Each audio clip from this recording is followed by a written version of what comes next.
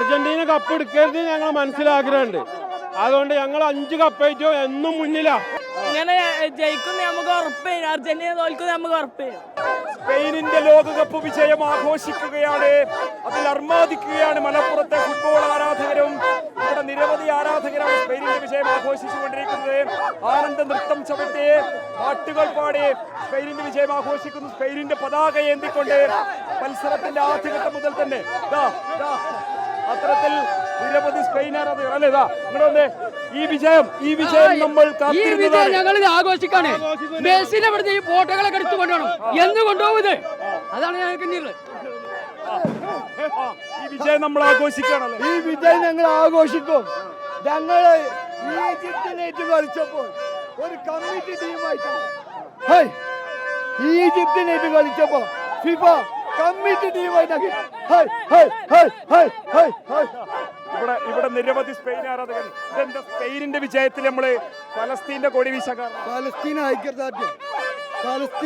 സ്പെയിനിന്റെ വിജയം ഫലസ്തീനിൽ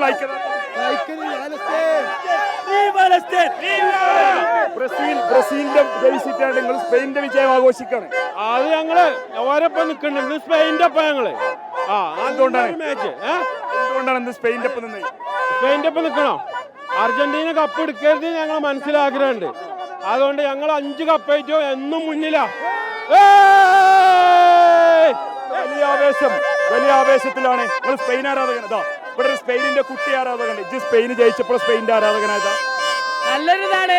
ഇങ്ങനെ ജയിക്കുന്ന നമുക്ക് ഉറപ്പേനും, അർജന്റീന തോൽക്കുന്ന നമുക്ക് ഉറപ്പേനും.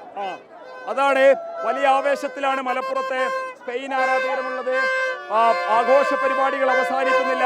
കാരണം അർജന്റീനയുടെ വിജയമായിരുന്നു എല്ലാവരും പ്രതീക്ഷിച്ചിരുന്നെങ്കിൽ, മറിച്ചാണ് മത്സരത്തിൽ സംഭവിച്ചത്. വലിയ ആധിപത്യം സ്പെയിൻ ആരാധകർ പുലർത്തിയ കാഴ്ച തന്നെയാണ് മത്സരത്തിനുടനീളം നമ്മൾ കണ്ടത്.